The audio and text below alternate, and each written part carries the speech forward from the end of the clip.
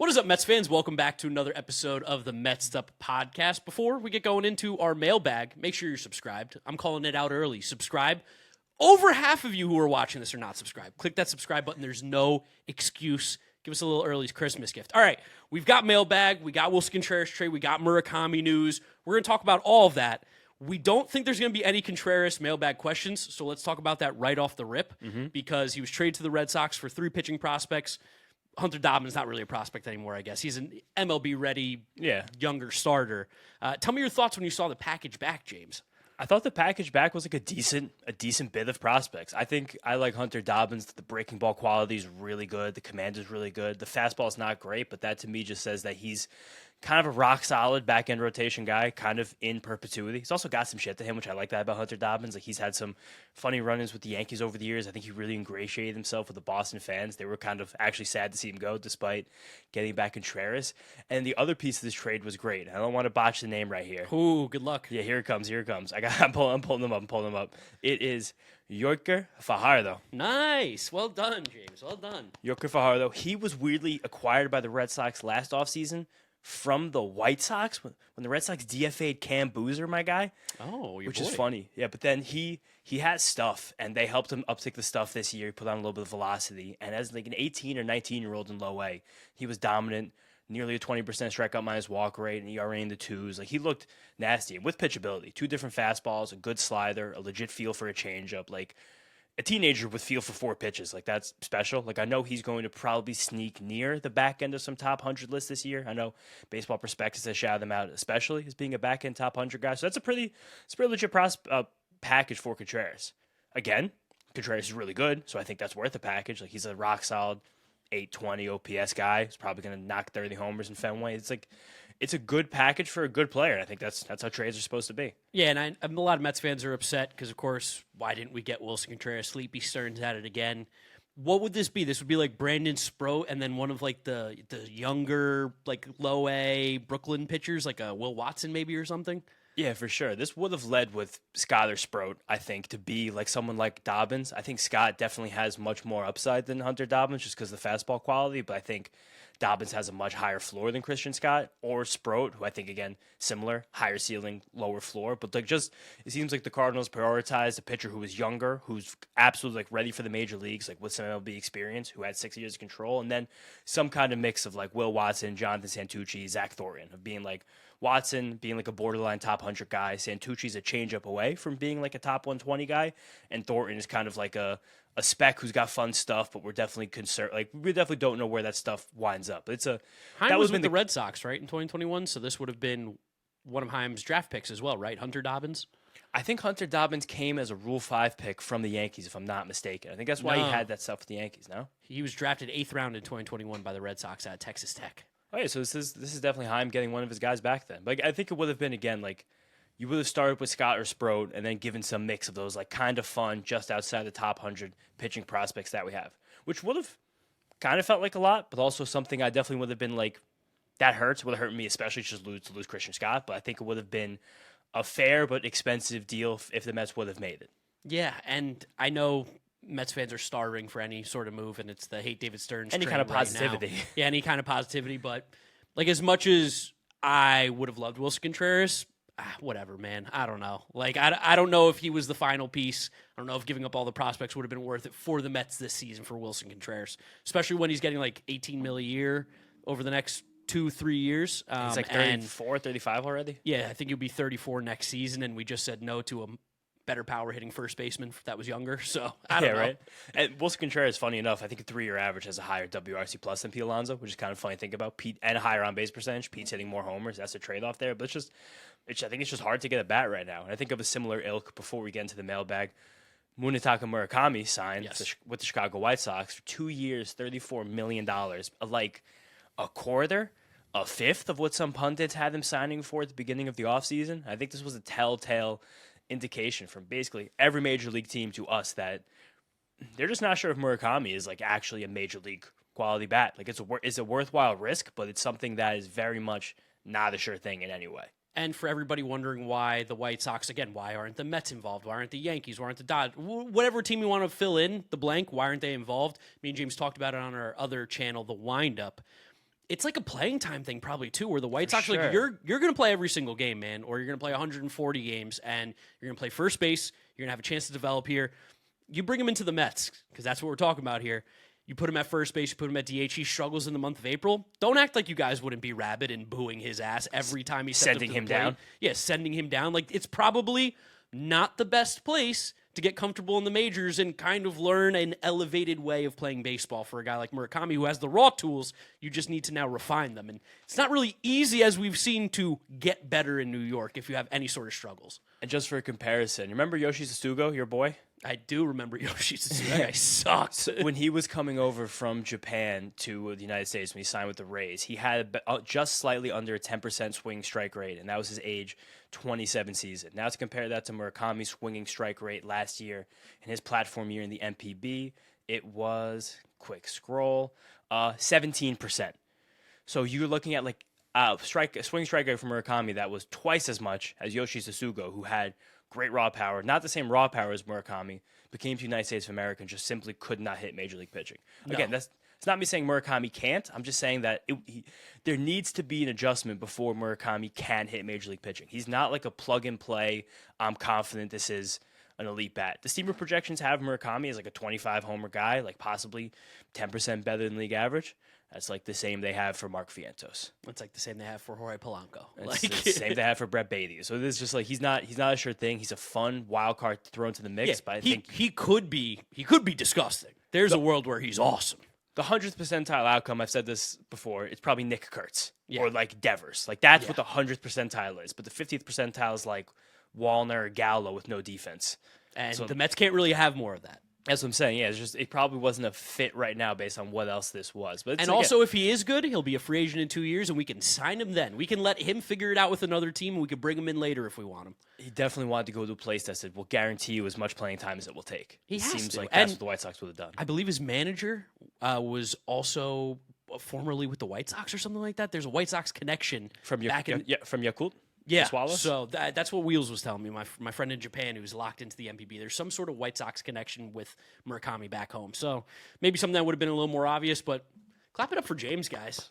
Nailed it. Not only on the predicted that. windup, but he wrote an article and got the AAV spot on. I got the AAV right in like early November for Murakami. I said 3 for 51 on the windup. I said he'd sign with the White Sox. That's obscene, crazy, right? Crazy. That's crazy, absolutely crazy, nuts. crazy for the guy that didn't know his batting average of bitches above 93 miles an hour. But ready for the mailbag? Yeah, let's get into these mailbags. And I don't know, James, where do you want to start? You give me the first one.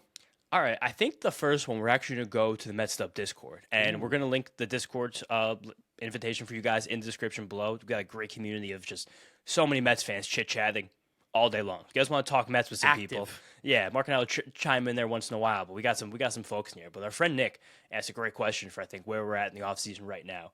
Shout out the Brain Trust. Shout out the Brain Trust, baby. Original. If you were allowed only 4 more moves this offseason, signing, trades, doesn't matter, money is not an issue, what would those 4 moves be? And 4 is funny. Nick just said he picked it because that's his lucky number, but I think this is a good place to start because I think that's what a lot of Mets fans want to think about right now. It's like, what actually is happening next? Like it's a hilariously little amount of action, news, information. We're getting no drops of anything right now. So are we going to go unrealistic, or we're Mets'd up? We got to keep it realistic, right?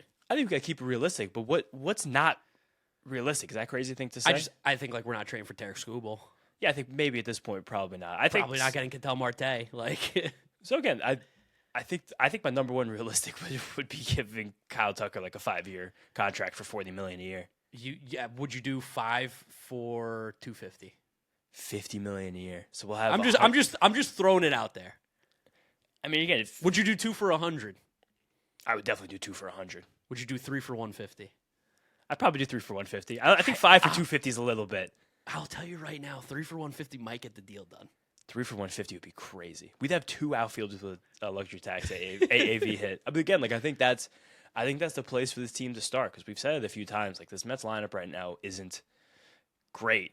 Like it's hard to be bad when you have Lindor and especially Soto, but like we need this middle section of the lineup right now needs to be filled out. Like we do objectively, I think, like the Jorge Polanco signing, but before this past season, he averaged 100 games over the last 3 years, like just with knee issues. Hopefully first base and DH helps with that. You just need we need a better first base option. We need a better DH option. We need a better left field option. I think if you want to just get the best possible hitter available, that's Kyle Tucker. And then you can kind of give Carson Bench the ability to kind of find his spot rather than say, there's a lot riding on you opening day. Yeah, no, I would love to bring in Kyle Tucker, and every day that goes on more and more, I'm starting to think. We even got that weird Steve Cohen tweet about how like there's some articles being written about how this team won't be spending more money. He's like, surely that's not possible.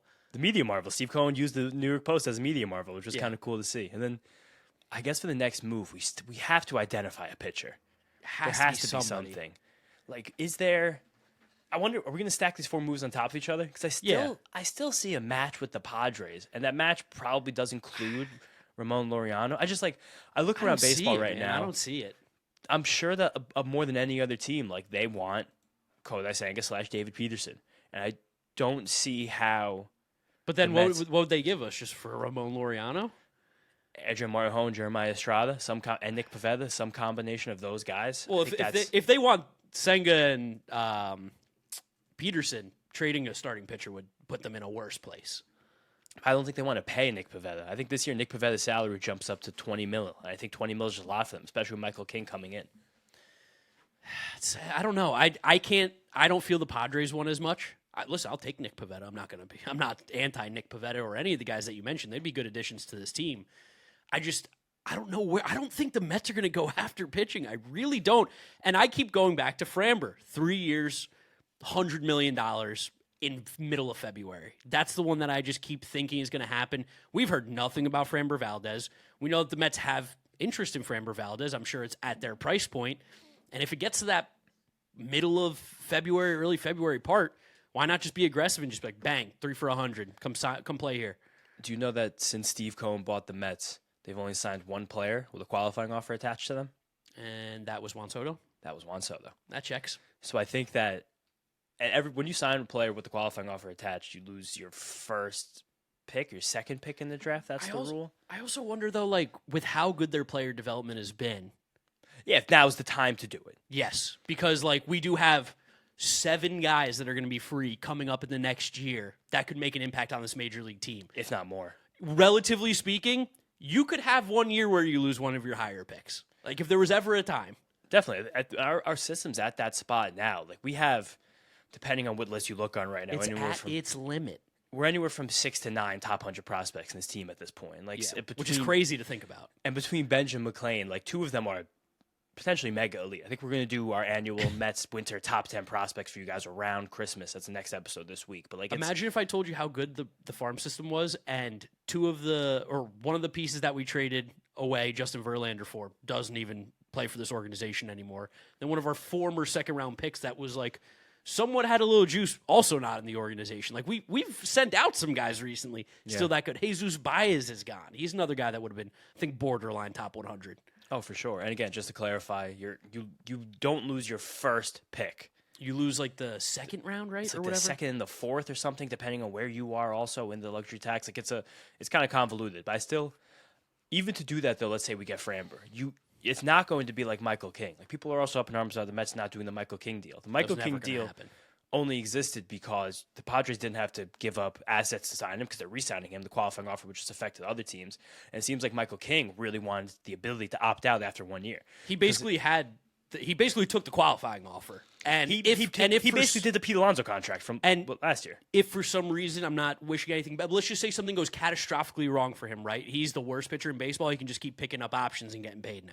That's and getting raises. He got more money for the next few years. But also, if he does a year like this, that he just similar to the one he did in 2024, might get $200 million. Yeah.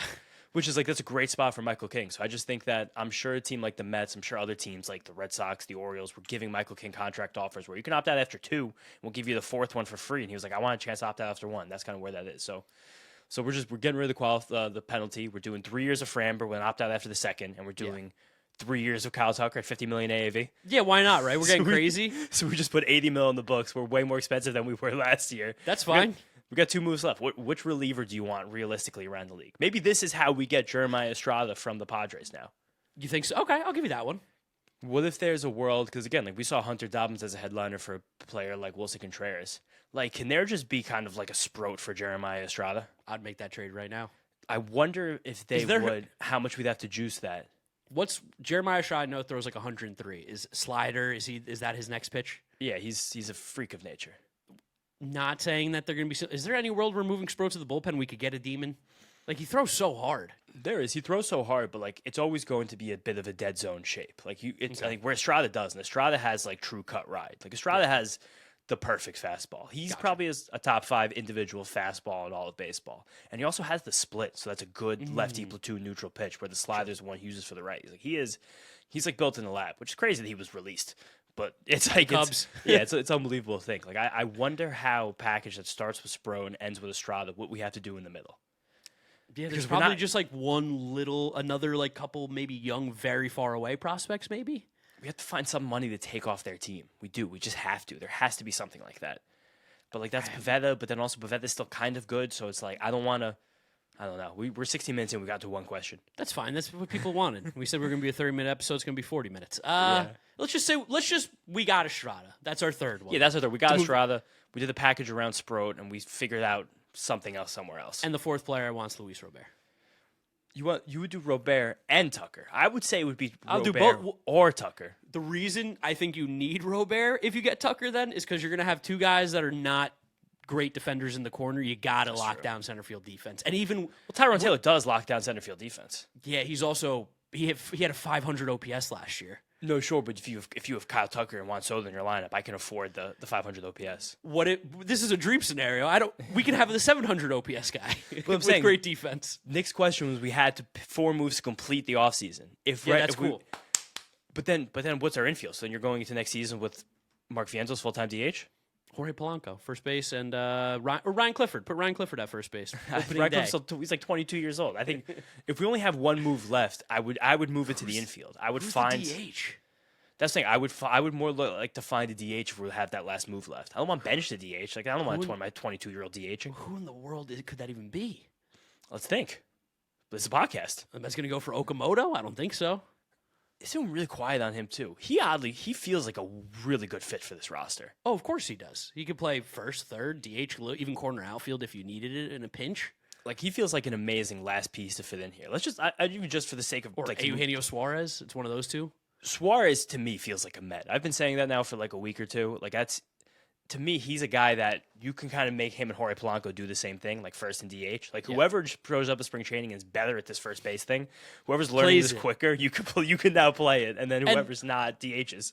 Also, like in a pinch, he's probably still a better third baseman than Mark Vientos if you really needed to.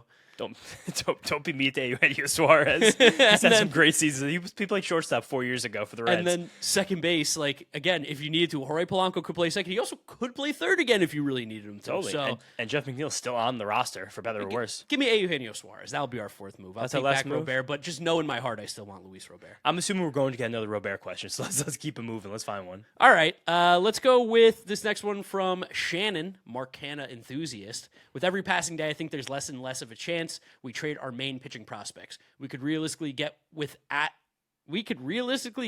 any of them included. Or who could we get? I can't read. It's so late in the day. Also, want to know your favorite Mets game you've ever been to. Mine was the 2015 Flores walk-off. Love you guys.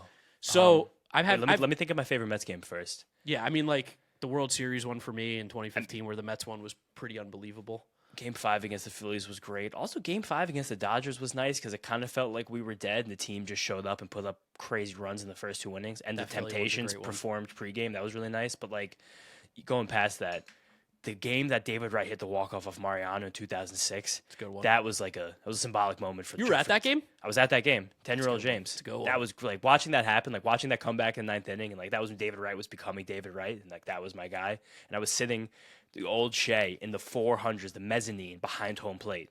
So like the perfect view of like a fly ball going over the center fielder's head. And I was just like, oh my God. But that was pretty sick. And yeah, I think that was one of my favorites. Luis Guillorme home run against the Nationals too. Just a random. We were both at. Yeah, we were both at. Not really friends at the time. We weren't hanging out, which is funny. No. And Luis Guillorme home run against Fernando Rodney. Yeah, after Soto hit the home run the inning before, take the lead against the Mets, which is funny to think about. But Shannon's real question: less of a chance we trade the main pitching prospects. Who could we realistically get without any of them included? It's going to be ugly. I think it goes back to like again Pavetta. Like he's the one because he's expensive and he's definitely like a mid rotation guy. Like I don't know. we're seeing right now the way some of these trades for bats are going. Like the fact that Richard Fitz and Hunter Dobbins from the Red Sox got moved for pretty legit pieces shows the value of young, controllable back end starter types. So I do think that it's going to be hard to trade for a guy. Like who's really a seller in Major League Baseball right now that actually has something to sell? Like I'm looking at the Angels. Like, do you want anybody on that team? What do you think? Is Ryan Pepio attainable? I mean, they said that his name was floated in the trade with with Ketel Marte, and I think also the Orioles were trying to get Pepio, but Boz was the best that they were getting offered back. It seemed like Jeff Passan had a Freudian slip. If any of you guys were watching the coverage after the Shane Boz Orioles trade on Friday, he accidentally mentioned Ryan Clifford's name. Yeah, that made me think that the Mets might have been talking about Shane Boz and like Ryan Clifford was part of their package to them. But like I wonder if Drew Rasmussen's available. He's been great, since coming back from injury. But he's so scary. He could sleep funny, and that's the end of his career. Mackenzie Gore, but I think he still would cost a bunch. I think that cost. Look what Shane Boz got. Mackenzie Gore's better than him. Is he? I guess. Yeah. I mean, Shane Boz last year on the road was like a top 30 pitcher, top 45 pitcher. I still think Mackenzie Gore's probably better. I like them both. I also think that's important with this trio, and it's Tong, McLean, Sproat. That Sproat's just not on par with the other guys. Like Sproat is a good prospect. The other guys are great prospects. McLean's such a great pitcher. Tong's a great prospect. Sproat's a good prospect. I think that if you ask some people in the Mets front office right now, they might tell you that they preferred Will Watson to Brandon Sproat, honest to God. Same with possibly Jack Wenger if you twisted somebody's arm. I think that he's kind of divisive right now. He, to me, is likely to be traded, but I think you can create a package for a guy like Pepio around guys like Watson, Santucci, Ryan Clifford, things of that nature. Yeah, I'm trying to see if there's like any other guy that could be interesting on this team. Could you steal the Dolo from the Reds if you gave them major league stuff back? The Reds have good pitching depth, which kind of hurts the Mets. Yeah. But that would actually no, that doesn't hurt the Mets because we're not trying to give up one of these pitching prospects. So maybe that's what it is. Maybe this is like Ryan Clifford. Like where's the Reds have just so many corner guys in that team. Yeah, but they're bad. Yeah, who would really want Jet? Like who wants someone that defensively can play shortstop, but you still question where the bat winds up at the major leagues? Defensively play shortstop, you wonder where the bat winds up. I don't know, the Guardians? I mean, everyone, the Guardians, that's kind of exactly what they do. The Tigers? What would the Tigers? Could we get? But then, Casey Mize, we come back to Scooble there, and that's not going to happen. Seems like anymore. Reese Olson, is he available? I would take a shot on Reese Olson. I bet you Jack Flaherty's available. My fucking guy right there. But no, Reese Olson's my command king. I do wonder where it's just this market. The trade market seems weird right now. Like those Boz and Low trades back to back, Loud trades back to back on Friday. I was like, whoa. Like, did we pop the lid off? But it's hard to find matches. I think I'll come back to Pepio. I think Pepio's a guy that probably is attainable, and I do like him a lot. I think he's a bona fide Major League 3 with even a hint of upside. Like, he could start in a playoff series. I wouldn't feel bad about that. You probably can get him, but like with the slew of our back end top 100 guys, like the Watson, the Clifford, possibly a Jet, like someone like that. I also just like.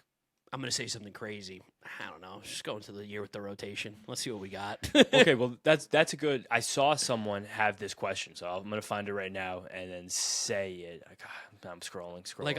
I'm so ready to plant my flag, and like everyone's like, Mets need an ace. An ace always helps. I'm not saying no. We got our ace already. Here it is. I got the question right here from Nick OB6103. How would you guys feel if we went to the season with basically the rotation depth we have now, more of a quantity over quality approach? We kind of hinted at this at the beginning of the offseason that this felt possible, and I think the main reason is that we just have a lot of pitchers under contract right now. It seemed like the only way to get a meaningful addition towards the top of the rotation was to send a guy out to create space. Yes, because we want to leave space for these prospects to come up over the next year and two. So like with McLean, Peterson, Holmes, Manaya, Sanga at this exact moment, with Tong and Sproat ready to go, and with again, Wenger and Watson not super far behind. Like you, and Christian Scott, and even Cooper Criswell, like as the swingman. Like as disgusting as that is to say, like this, it's hard to figure out who leaves if someone arrives. Like And we have so many off days. Again, you guys are getting ready for my annual schedule rant. I'm going to save that for usually January, February. We have 3 West Coast trips in the first 9 weeks of the season. It's insane. Which is so ass backwards, pisses me off so much. But with that, we have tons of off days built into the schedule until June. I don't even think we need to start the guy on a 5th day until the middle of June. I was looking at it the other day. Yeah, everyone's going to scream and yell at me, but I just don't see a realistic way right now where this Mets rotation actually gets any sort of better. And I'll see people be like, we should go sign some of those back end starters that are just total whatever. Bassett, Martinez, that. And I'm group. like, why? What do we need Nick Martinez and Chris Bassett for? Sean Manaea stunk last year. We know what part of the reason why. I'm down. We got to see what he's got. He's here for another 2 years, guys. He's not going anywhere. Kodai stunk at the end of the year, but he's shown us flashes. I'm not trying to convince people that this rotation's good. I'll never do that. This is not a good rotation. I won't feel good. Not. But I don't know. Nick Martinez is going to make you guys feel better. You want to bring Chris Bassett back, who shit down his leg in the biggest game for the Mets in his career? But Chris Bassett looked great this year, moving to a bullpen role. Yeah, not as a starter. But he was also the same classic regular season Chris Bassett guy. The thing the Mets were missing last year was that meat and potatoes. Sure, but regular season starter. They might just be the entire rotation. Yeah, they might be. I think last year the rotation was abysmal and abominable.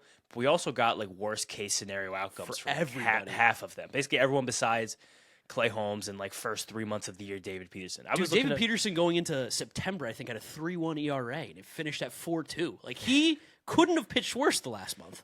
No, I'm doing on Monday on my personal channel. I'm gonna have a video coming out about the Mets situation right now. And I was looking at early season Dave Peterson, what the fuck? He was so good. And I was how'd that happen? But it's just I do think that with every passing day, there's a much greater chance of that. And I won't feel great about it, but I also won't feel as miserable about it, I think, as the average Mets fan, truthfully. Yeah, I'm in that same boat. Because there's wicked upside on McClain and Tong and Senga next year. There really is on those 3 guys. And Christian Scott, we get to see what he's got. Brandon Sproat, as okay as he was last year, again, you might just close your eyes and be like, oh, it's Chris Bassett. Why can't he be Chris Bassett?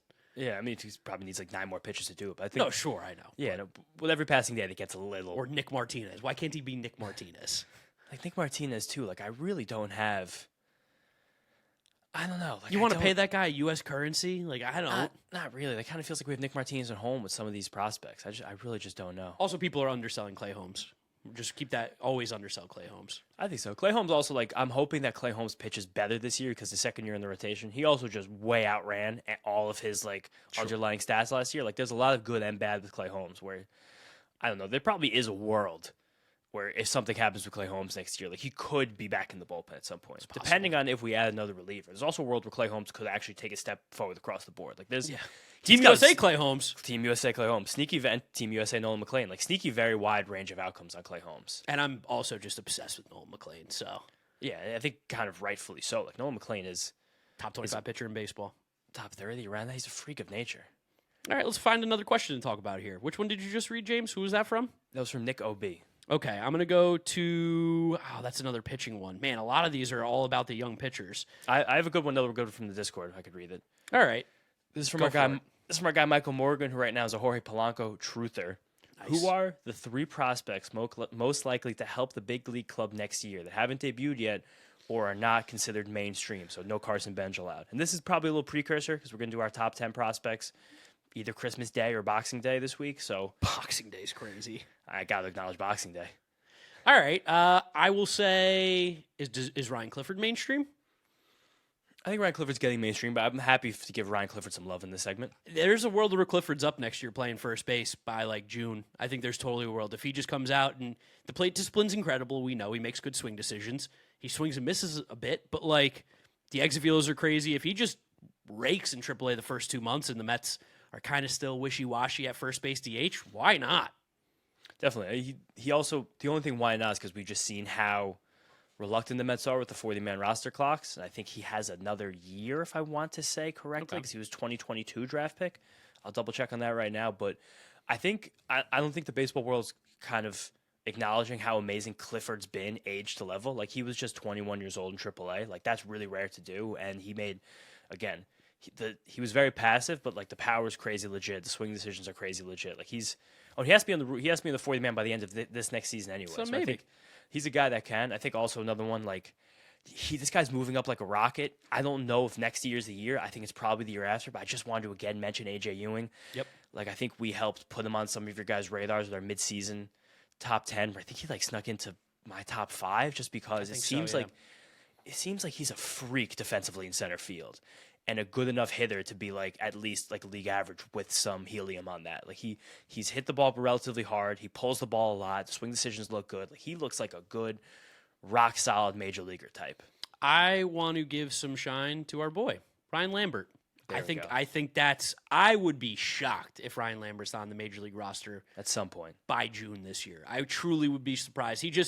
He has all the stuff. I guess we just need to see what that fastball is going to look like at AAA a little more consistently. But like, he's got to iron out the command still for sure. But the stuff he throws 102. That's going to play. Put it near the zone. It's going to play. No, it's pretty amazing. And you just put Dylan Ross in that same group because Dylan Ross is on the 40 man. Dylan Ross will be a part of the major league bullpen consideration this year.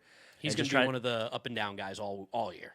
Yeah, and I think that it's good to have our up and down guy throw 100, but not know where it's going. Like those guys throwing 100 but having some command issues, that's what we want from up and down type guys. I also want to just give another quick shout to Jonathan Pintaro. I think that we got a bad little taste of him last year, but there's exciting stuff from him. It's a fun arm slot and good breaking balls that play off a fastball.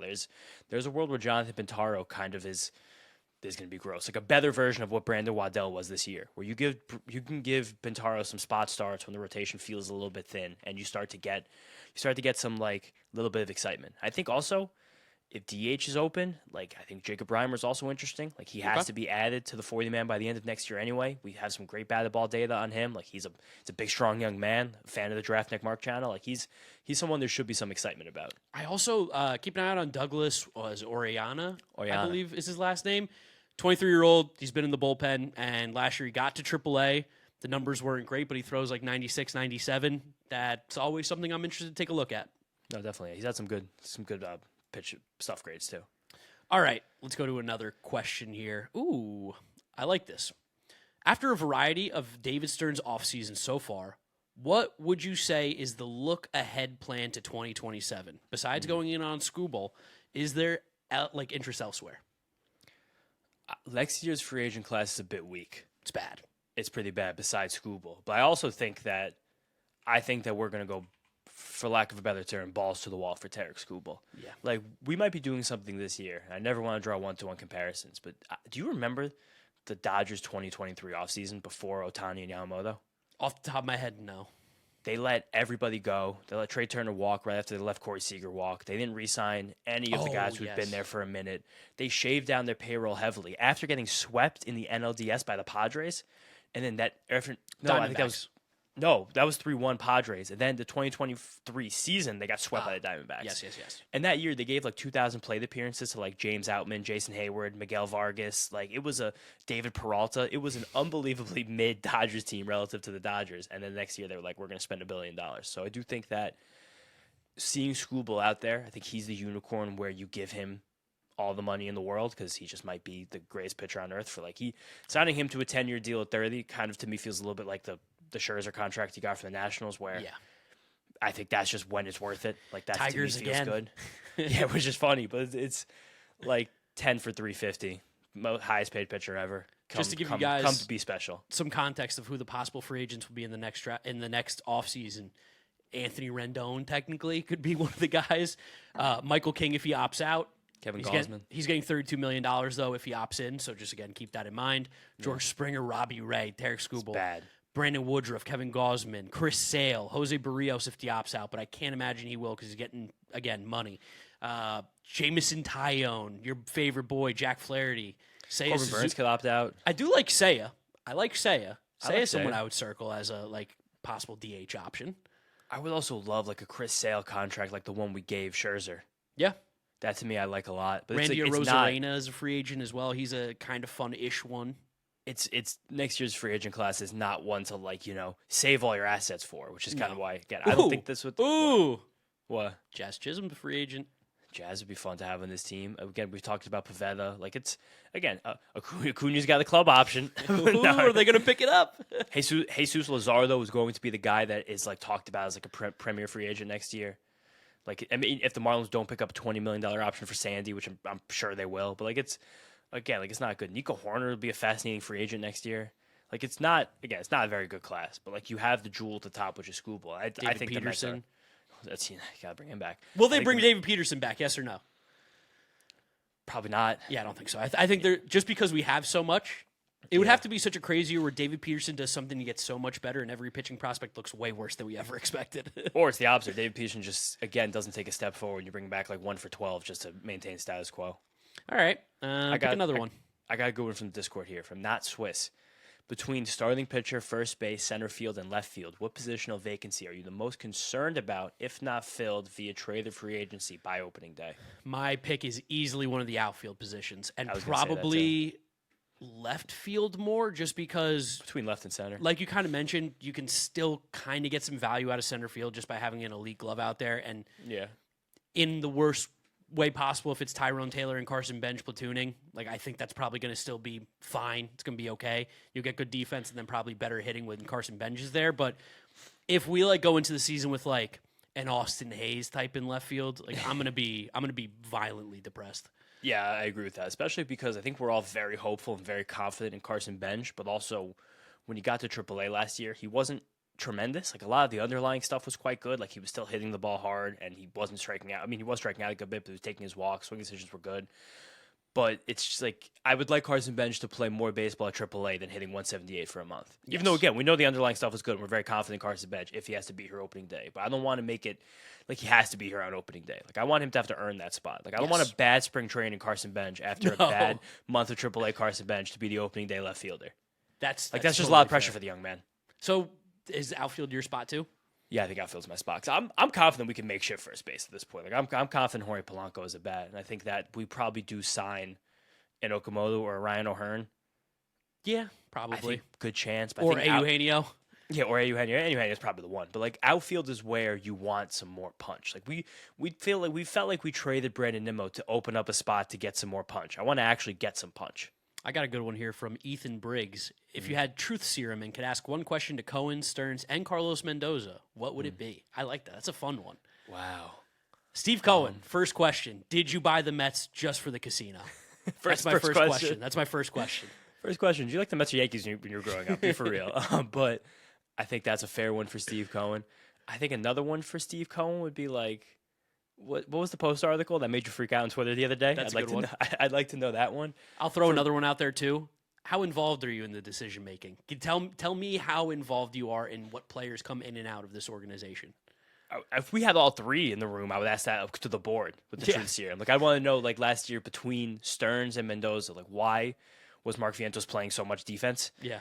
Like why did it take until the second to last day of the year to kind of say like be really mad publicly about how bad he was for months? Because me and you saw Mark Vientos play third base years ago. We're like, it's not going to work there, guys. There's no shot. And you were even being nice and like, maybe he could work on it this offseason and get better. And then you saw what an offseason of work did, and you were like, he can't play it. That's not a position for him.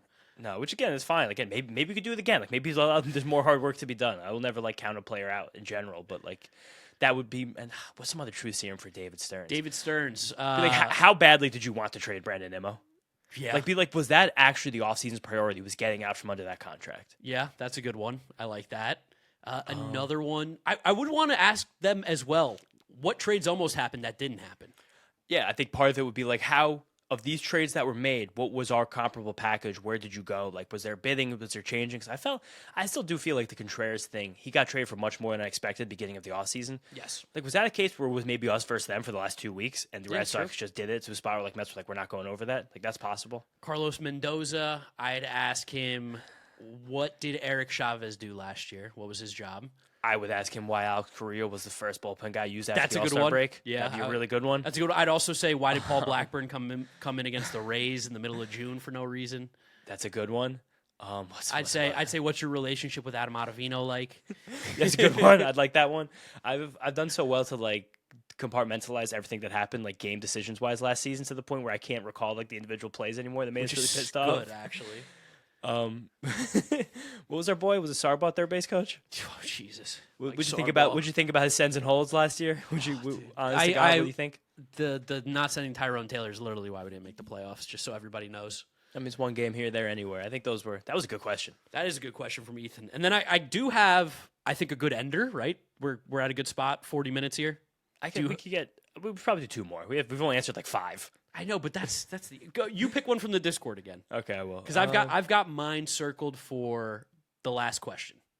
Let's see, I'll scroll. We'll say, do you want that one to be the last question? Yeah, that would be the last question. So if you have a couple, these are your chance to rattle them off right now. All right, because there was a couple I want to rattle off real quick. So I think these are good, but these are also quick answers. So we got here from Darth Bather. Good name. Nice. How many plate appearances would you need before you got a hit off an average major league pitcher? And the answer is infinity.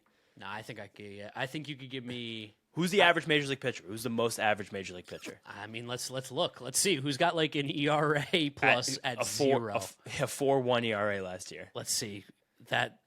How do I find that number? ERA. Oh, they don't have ERA plus on Fangraphs.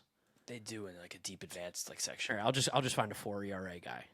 Yeah, because last year league average ERA was like Dean Kramer, 4.16. Dean Kramer. Yeah, honestly. I think if you give me 100 at bats, I was going to give myself 250 at bats. Is there with a full team behind? Because if I there's think defense, you gotta get a 0% hit. chance. Well, that's what I said at the beginning of this. I think I think we'll put the ball in play. I think we will. I have to get a breaking ball, and I have to lay that breaking ball, drop it over the second baseman's head. And that's the only possible hit I'm getting. Well, that's what I got in my game against the Pickles. I'm like, does the right fielder have the ability to play 120 feet away? Yeah, can they throw me out? Then I'm not getting a hit. Yeah, like if I put the ball in the air to the outfield to right field, is that just a guaranteed hit? Like we don't have to worry about me beating the throw to first. It's like a playing backyard baseball hit where like you're playing with your friends and a hit is like what you all consider to be a hit. Yes. Probably. Then I think if you gave me 100 at bats, I could get one. I don't think I can get 100 at bats. I would have to be sitting up there being like, I know which pitch is coming because you might just be gassing 94 the whole time. Like, Jesus Christ, this is hard.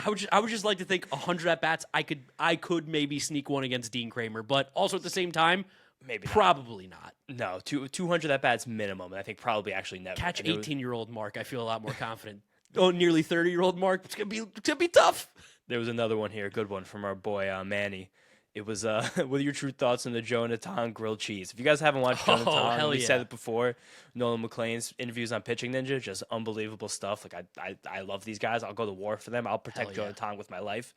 So just to let you guys know, the Jonathan grilled cheese is butter pan, butter both sides of the bread, a few pieces of marble cheese, and then Canadian maple syrup on the grilled cheese. And this is what I'm going to tell you guys. Shout out Yaya. I grew up with that. She would make me French toast every day when I was growing up. She would watch me while my parents went to work. And Yaya would make me French toast. And in that French toast, in the middle of it, because she would take like 2 pieces of white bread, dip them in the egg, whatever, put a little sugar, cinnamon, whatever she did on there, slice of cheese in the middle, fry it up, put it on the plate. Aunt Jemima's maple syrup. That shit smacked. Sweet and salty. It's unbelievable. I recommend everyone try it. I stand with Jonathan. I might give it a try just for Jonathan. And then one last quick one again from Sam. We've talked about this a little bit. We know that Stearns is an opportunist. Which of the bigger free agents with underwhelming markets do you see the Mets possibly targeting towards the end of the offseason? I think this is notable because the last few offseasons, we've just seen so many. If a team is opportunistic, we've seen so many good players sign at the end of the offseason for nothing. And we saw when the Mets jumped the gun last year, it was one of the worst moves you could ever made. 100%. Well, that's how we ruined the offseason, basically. But the last few years, we've had Matt Chapman, Bregman, Snell, Pete, Teoscar Hernandez, Pivetta, Bellinger, cheap-ass contracts in February and March. Imagine if the Mets just waited on Sean Manaea. Yeah, literally. Yeah, I mean, it seems like Sean Manaea would have gotten signed last year, though, which also would not have been the worst thing. But I think that Framber and Bellinger are the ones that very immediately come to my mind. And probably Zach Gallen because of that qualifying offer. Fair. Yeah. Framber's my pick. That's going to just continue to be my pick. I still weirdly think he's just going to be a Met by the end of the offseason. Yeah, I think if Bellinger takes another 3-year deal, I think he'll be a Met as well. And his market seems kind of dead. Is that report real of what he wants? No, Scott Boras came out and said it was fake. Oh, okay, cool, yeah. Cool. I was like, because Cody Bellinger would have CTE if that was the case. No, I mean, Cody Bellinger 3 times in the last 5 off seasons has gone through the offseason without getting the contract he wanted. I don't know why after this year with poor batted ball metrics, and now he'll get it. Can I throw a fun one at you before we give you the last question? Oh yeah, Alex Bregman. Yeah, I mean, I guess I think that I think this team would be reluctant to go off Beatty, but I don't think Beatty would stop them from getting Bregman. We know there was at least some interest in Bregman last year. Yeah. And his market would have to crater. But I think if his market craters, like the Red Sox would just give him the same offer we give him. He'll just pick to go back there. Yeah, I think that's fair. Just wanted I to think throw it's that one possible. out there. Last question. This comes from SO on Twitter. He says, how much trust/faith do you guys have in the front office? I think that's a good one to end it with. That's a good one to end on. What are we doing? Like 1 to 10, 0 to 100? Yeah, 0 to 100. I think I'm still in the 80s. I'm gonna say I'm like low 70s right now. Just give me 70%. I That's still fair. believe that they know what they're doing, but I've dropped in the full blind faith because last year sucked, and I don't know what's going on. To stroke my own ego here, I have no clue what's going on. Yeah, the day after the Juan Soto contract, I was 150. Yeah, 300. You could have told me Doesn't like matter. doesn't matter what happens over the next 2 years. We got Wild Soda. I'd be like, sure, deal, sign me up. And then now that last year sucked, I was like, shit, what happened? I'm just so confident in where the farm system is right now, and I think that's kind of grounding me and keeping me very high. Like the way that, as bad as the major league team was last year, like our fucking minor league team's crushed. Yeah. These players got good. Like we got reports that Mitch Voigt might be a plus defensive shortstop right now. When they had a big leg kick on him, like he might be a dude. Like Will Watson looks sick. Wenger looks sick. Like these are our back end 100 guys, and this is not something we've ever been able to enjoy as Mets fans. Positive player development processes. I mean, just think about like when we were like kids, it was like Craig Brazell. I remember hearing about him and Eddie Coons forever. And like those guys, I don't even think sniffed more than like 10 total appearances at the major league level. When we were kids, like we'd grab one prospect and hold on to them for dear life because we didn't know when we were ever going to get another one. Nope. Like that's like kind of cool right now. Like Bench could walk in next year and be legit. Like Bench as a Be rookie. very good, yeah. Bench as a rookie could be like slightly above average defensive center field and like 15% better than league average with the stick. Mets Immediately, might have a couple rookie of the year like favorites, arguably going into the season. like there's a world where next year Carson Bench, when you do 12 days of rankings next Christmas season, could be like a top 7 center fielder. Yeah, that position's super weak. So yeah, That's what I'm saying. If he's top 5 and like a top 10 like left fielder, if it came to that. yeah, I think there's a world where it's definitely possible based on what we've seen. But 70% confidence. I need to see a little bit more. It's not blind confidence anymore, but No. they still got to know more than me. That's why they're getting paid. Yeah, like in a vacuum, I understand what's He's happening. not this Perry offseason. Manasian. It definitely hurts for all this stuff to happen, but I can really squint and still get it. Almost. Like all together is what makes it hurt really badly. Yes. But I understand conceptually why all of these are happening the way they are. Like if Pete Alonso left last offseason, I'd feel a lot better than this offseason. A bit, just because of that qualifying offer. I was like, again, like I think, I don't know, no one else in the league was giving him 5 years besides the Orioles. See, us and the Red Sox, who were the other two suitors, were like maybe 4. Yeah. And You the Orioles twist like my arm. 5. Yeah. 5. Whatever. All right. That's Oh, it, guys. wait. Oh, Nope. oh, Frankie Peppers. Frankie Peppers is back, Almost first forgot. of the offseason. I had to remind myself in the replies to this tweet. I almost forgot. Did he give us like an updated one, or is this an older one? This is one that came in a week ago. Okay. This past Wednesday. So Could this be might- dated. It could be. He told me it was pretty evergreen, and I feel like this might have some raw emotions after Pete and Edwin, especially. All right, let's hear Frankie Peppers. Close it out, Frankie Peppers. Hold on. A lot of new viewers too who don't know the A lot of lore new viewers Frankie learning about what Peppers. Frankie Peppers is for the first time. You guys get the gist here. Gentlemen, this is Frankie Peppers. How you doing? It's been a while, boys. I hope that the winter's been treating you well. And I know we've just been through a pretty rough week and a half, 2 weeks or so. And it does seem like you boys are getting a little better. It seems like we're all thinking a little more rationally as time goes on and as more things happen. So I'm interested in seeing where this team goes. I made some bolognese tonight. I believe that we learned that Pete Alonso was signing with the Orioles, and the Mets haven't lost any other star players and have only signed good people. So I assume that that the luck is still there in some capacity. We'll have to see about that. I hope you boys have a lovely, like a Christmas, Kwanzaa, if you celebrate that. I have a feeling you don't, but still, in case you do, happy Kwanzaa, boys. And Happy New Year. And I'm looking forward to another beautiful year, the Mets'd Show. Your YouTube channel, The Wind Up Show, is also doing really well, and I'm really happy to see that. And I'm just very proud of you boys and very thankful for the company and and all the good times you've given me. Gentlemen, it's been a pleasure. It will continue to be a pleasure, and I'll talk to you soon. Let's go, Mets. Frankie Peppers.